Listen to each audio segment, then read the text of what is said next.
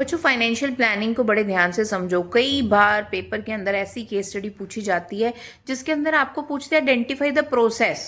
अब प्रोसेस बच्चा नहीं, कंफ्यूजन में याद ही नहीं आ रहा उसको, मतलब इतना बड़ा चैप्टर है कि बच्चा इतनी ज्यादा जगह पर एम्फेसिस कर रहा है और वो फाइनेंशियल प्लानिंग का टॉपिक ही भूल गया है। तो the process which is use to make some forecasts. Forecast मतलब होता है पहले से आगे देखना कि क्या होने वाला है। ये फंड लूंगी तो इससे क्या होगा, ये फंड कब लेना चाहिए मुझे, यहां से कौन से सोर्स से कब फंड उठाना है, टाइम का क्या है, कितना उठाना है, ये सब कुछ डिसाइड करना इज प्लानिंग।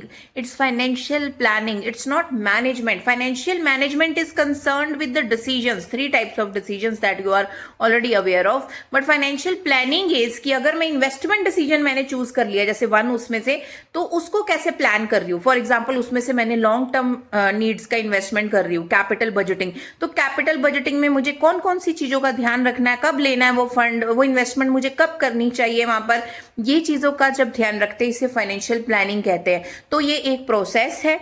दूसरा ये एक ब्लूप्रिंट है। ब्लूप्रिंट मतलब होता है जैसे क्वेश्चन पेपर का ब्लूप्रिंट आता है, इस चैप्टर में से इतने परसेंट, इस चैप्टर में से इतने परसेंट, जस्ट लाइक दैट। तो फाइनेंस कौन सा कितना लेना है, कहां से लेना है, किस टाइम पे लेना है, अगर ऐसा कोई क्वेश्चन कोई केस स्टडी में हिंट्स होते हैं तो that is talking about financial planning.